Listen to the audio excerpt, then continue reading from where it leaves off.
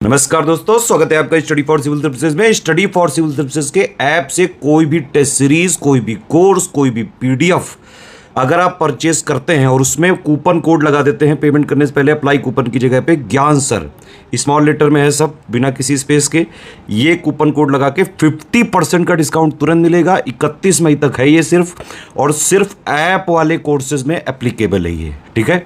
तो study for civil service में कई सारी टेस्ट सीरीज हैं, यूकेपीएससी है, बीपीएससी है, यूपीपीसीएस है, आरओ है, बीईओ वाली है ना। टेस्ट पीडीएफ में कई सारी पीडीएफ होती हैं, और कोर्सेज में भी कई सारे कोर्सेज, स्टडी मटेरियल और वीडियो कोर्सेज भी हैं। यूपीपीसीएस एग्रीकल्चर सर्विसेज वाला भी कोर्स है, कई सारे और कोर्स आने वाले हैं इसमें। नमस्कार साथियों, स्वागत है आप सभी का स्टडी फॉर सिविल सर्विसेज में। ये जो क्लास है हमारी, ये है एंशिएंट इंडिया की, और एंशिएंट इंडिया में हम लोग पढ़ रहे हैं मौर्यन एम्पायर। मौर्यन एम्पायर में लास्ट क्लास में हमने चर्चा करी थी चंद्रगुप्त मौर्य की। आज हम चर्चा करेंगे उनके पुत्र सहसेन या बिंदुसार की।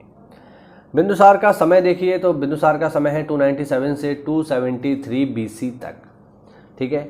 बिंदुसार पुत्र है चंद्रगुप्त मौर्य तथा उनकी पत्नी दुर्धरा का, ठीक है। जब इनका जन्म हुआ था तब इनके सर पे या इनके जो इनका मस्तक है, जो माथा है, उस पर एक बिंदु था, पॉइंट था, इसीलिए इनका नाम पड़ गया साथियों बिंदुसार। बिंदुसार के बारे में ये भी फैक्ट काफ़ी इंपॉर्टेंट है कि बिंदुसार सर्जरी तकनीक से जन्म लेने वाला पहला शासक था।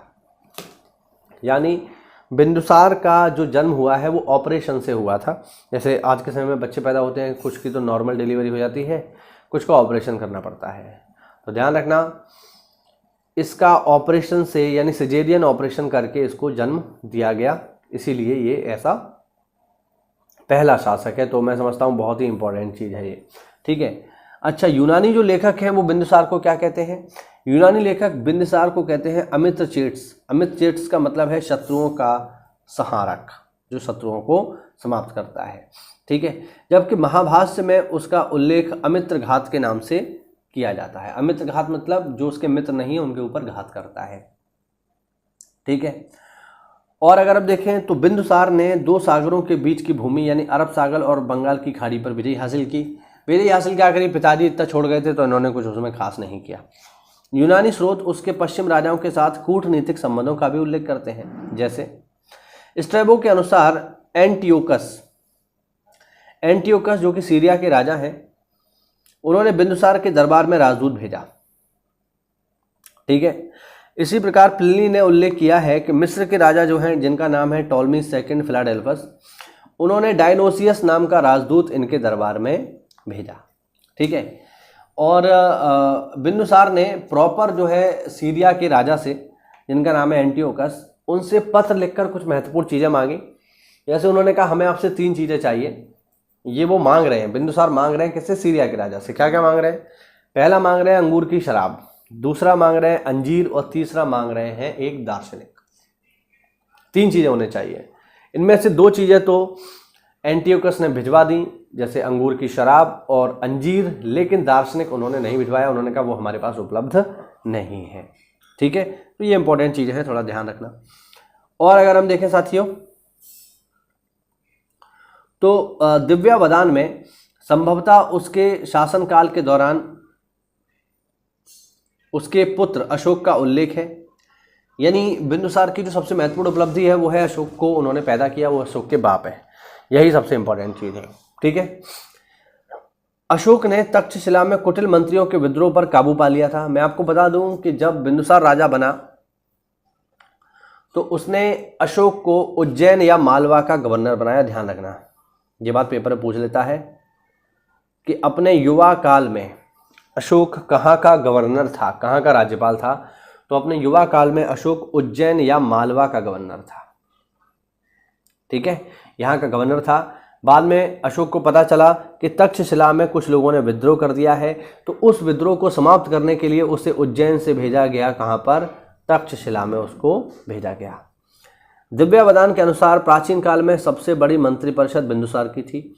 यह 500 सदस्यीय थी, जिसका प्रमुख खल्लाटक था। खल्लाटक कौन है ये? तो मैं आपको बता दूं, चंद्रगुप्त मौर्य के समय में तो जो पीएम रहे हैं वो रहे चाणक्य, है ना। बाद में चंद्रगुप्त मौर्य की जो है मृत्यु हो गई, वो चले गए श्रवणबेलगोला। उसके बाद गद्दी पर बैठा बिंदुसार। तो बिंदुसार के समय में भी काफ़ी लंबे समय तक चाणक्य ही पीएम रहे। बाद में चाणक्य के बाद पीएम की गद्दी पर बैठा खल्लाटक। तो खल्लाटक वही है, ध्यान रखना, ठीक है। अशोक के समय इसका अध्यक्ष उसका प्रधानमंत्री राधा गुप्ता था। ये बात हम बात कर रहे हैं और बाद में, जैसे चंद्रगुप्त मौर्य के प्रधानमंत्री कौन? चाणक्य। बिंदुसार के प्रधानमंत्री कौन? खल्लाटक। और अशोक के प्रधानमंत्री कौन? राधा गुप्त। उन्हीं की बात चल रही है। दिव्यावधान में वर्णित है कि बिंदुसार के दरबार में पिंगल वत्स नामक आजीवक रहता था। आजीवक संप्रदाय से उनके अच्छे संबंध थे और पिंगल वत्स जो है वो बिंदुसार के दरबार में रहा करता था। पिंगल वत्स ने ही अशोक के जन्म पर उसके राजा बनने की भविष्यवाणी की थी।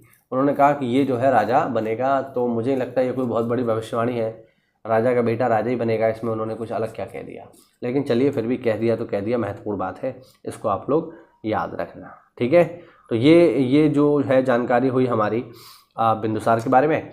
अगला जो वीडियो बनेगा उसमें हम बात करेंगे सम्राट अशोक के बारे में, ठीक है। उम्मीद करता हूँ ये छोटे छोटे वीडियोस काफ़ी हेल्प कर रहे होंगे आपको रिवीजन में, पढ़ाई करने में। तो अच्छे से इनकी तैयारी करते रहिए, मेहनत करते रहिए साथियों। मिलते हैं अगली क्लास में, तब तक के लिए जय हिंद, जय भारत, वंदे मातरम।